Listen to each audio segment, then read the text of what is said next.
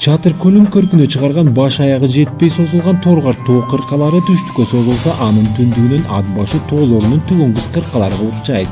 Андагы мөңгүлөрдөн ээрип аккан мөлтүр тунук кашка суулар жерден сызылып, чакан булак сууларына кошулуп, Чатыр көлгө тынымсыз куюп көлөмүн толтуруп турат.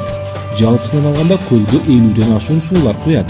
Алардын ичинен тынымсыз көлдү толтурган көк аргын, мустөр, таш булак, муз бел, айрык, үч булак суулары бар. Чатыр көлдүн узундугу 23, туурасы 11 чакырымга созулуп, 170,162 чарчы чакырым Көөргөн көлдүн күзгүдөй чагылган аймагын түзөт.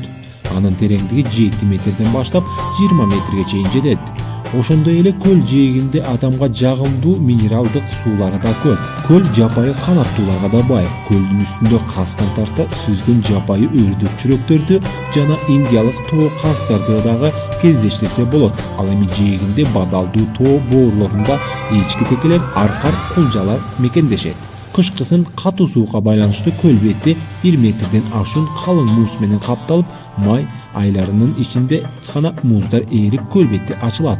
Келген канаттуулар жартысын келишип, көлгө өз эркинче сүзүшүп, көл ортосундагы аралдарга уялашып, балапандарын баралына жеткирип учуп кетишет. Бул көлгө сууда сүзүүчү канаттуулардын 30га жакын түрлөрү уялашат.